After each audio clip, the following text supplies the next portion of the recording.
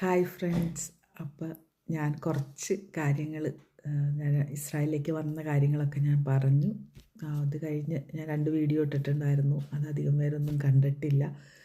പിന്നെ ഞാൻ ഇതിനെക്കുറിച്ചൊന്ന് വീണ്ടും പറയാമെന്ന് വിചാരിച്ചു. അപ്പോൾ നമ്മൾ പറഞ്ഞു നിർത്തിയത് ഞാൻ ബോംബെയിൽ എത്തിയ കാര്യമായിരുന്നു. അപ്പോൾ ഞാൻ അങ്ങനെ എൻ്റെ ഇൻ്റർവ്യൂവിൻ്റെ കാര്യത്തിനായിട്ട് ഒക്ടോബർ 2020 ഒക്ടോബർ 14 ഞാൻ ബോംബെയിലെത്തി. ബോംബെയിൽ വന്നതിന് ശേഷമാണ് എനിക്ക് ഏറ്റവും വലിയ ടാസ്കുകൾ കിട്ടിയത്. അവിടെ നമുക്ക് ഏജൻസിയിലെത്തിയപ്പോൾ ഇൻ്റർവ്യൂവിന് വേണ്ടിയിട്ട് നമ്മൾ പ്രിപ്പയർ ചെയ്യുന്ന കാര്യങ്ങൾ ഭയങ്കര ഒരു എന്താ പറയുക, നമ്മൾ അത്രയും ഞാൻ അവിടെ ആ ഒരു 1 വീക്ക് ടെൻഷൻ എന്ന് പറഞ്ഞാൽ വല്ലാത്തൊരു ടെൻഷനിൽ കൂടിയാണ് ഞാൻ കടന്നു പോയത്. നന്നായിട്ട് പഠിക്കണം, അങ്ങനെ ഇങ്ങനെ നമുക്ക് ക്വസ്റ്റ്യൻ ചോദിക്കൽ നമ്മളെ കൊണ്ട് പറ്റില്ലാത്ത ലെവലിലേക്ക് അവർ നമ്മളെ എത്തിച്ചിട്ടുണ്ടായിരുന്നു. ഞാൻ ആ സമയത്ത് ഒത്തിരി ഇതെന്നെ കൊണ്ട് സാധിക്കുമോ എന്നുള്ളൊരു സിറ്റുവേഷൻ പോലും വരുത്തിയിട്ടുണ്ടായിരുന്നു ഏജൻസിയിൽ നിന്ന്. നമുക്കൊരു ആശ്വാസപരമായിട്ടുള്ള ഒരു സമീപനമായിരുന്നില്ല ഒരിക്കലും എനിക്ക് ആ ഏജൻസിയിൽ നിന്ന് കിട്ടിയത്. ഇത് കംപ്ലൈൻറ്റും കാര്യങ്ങളൊന്നും അല്ലെങ്കിൽ പോലും അങ്ങനെയല്ലായിരുന്നു. അത് കഴിഞ്ഞ് എനിക്ക് ഒരു 2 ഡേയ്സ് കഴിഞ്ഞപ്പോൾ ഞാൻ അവിടെ ചെല്ലുന്നത് ഒരു ഫ്രൈഡേ ആണ്. സാറ്റർഡേ സൺഡേ ഞങ്ങൾ അവിടെ വെയിറ്റ് ചെയ്തു. ഞാൻ അവിടെ മൺഡേ എൻ്റെ മെഡിക്കലിന് വേണ്ടിയിട്ട് പോയി.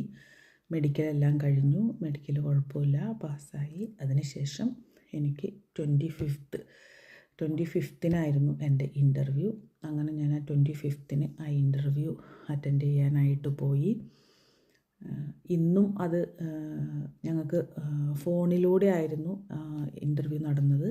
അവിടെ ചെന്നിട്ട് എംബസി ചെന്നിട്ട് പക്ഷേ ആൻസർ ഒത്തിരി ക്വസ്റ്റ്യൻസ് എന്നോട് ചോദിച്ചു മെഡിക്കൽ പരമായിട്ട്. പിന്നെ ഹീബ്രുവിൻ്റെ കുറച്ച് വേർഡ്സുകൾ, അതുപോലെ നമ്മുടെ ഇസ്രായേൽ ലോകൾ നമ്മൾ എന്തൊക്കെയാണ് അതെല്ലാം ഫ്ലുവൻ്റായിട്ട് കുറേയൊക്കെ എനിക്ക് പറയാൻ പറ്റി. ഹീബ്രു വേർഡ്സ് എനിക്കധികം ഫുള്ള് പറയാൻ പറ്റിയില്ല. പക്ഷേ മെഡിക്കലും ഇതെല്ലാം ഞാൻ അത്രയും ഹാർഡ് വർക്ക് ചെയ്ത് അത് പഠിച്ചെടുത്തിട്ടുണ്ടായിരുന്നു.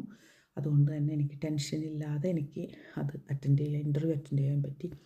എങ്കിൽ പോലും നമ്മൾ ഇൻ്റർവ്യൂ കഴിയുമ്പോൾ നമ്മുടെ ഇൻ്റർവ്യൂവർ നമ്മളോട് ഒരു തമ്പ് കാണിക്കുന്നുണ്ട്. അത് കണ്ടിട്ട് പോലും എനിക്കത് വിശ്വസിക്കാൻ പറ്റിയില്ല. ഞാൻ ആ ഇൻ്റർവ്യൂ പാസ്സായതാണോ എന്താണോ എന്ന്. പക്ഷേ ലാസ്റ്റ് പാസ്പോർട്ടൊക്കെ റിലീസ് ചെയ്ത് കിട്ടുമ്പോഴാണ് ഞാൻ വിശ്വസിക്കുന്നത്, ഓക്കെ എൻ്റെ ഇൻ്റർവ്യൂ കഴിഞ്ഞു എന്നുള്ള കാര്യം. അങ്ങനെ എൻ്റെ ഇൻ്റർവ്യൂ ഒക്കെ ഒക്ടോബർ 25th ഞാൻ പാസ്സായി. അപ്പോൾ എനിക്ക് കിട്ടിയ ആ ഒരു ഹാപ്പിനെസ് എനിക്ക് ഇതുവരെ എൻ്റെ ലൈഫിൽ ഞാൻ അനുഭവിച്ചിട്ടില്ല എന്നുള്ളതാണ്. അങ്ങനെ അതൊക്കെ കഴിഞ്ഞു. ഇനി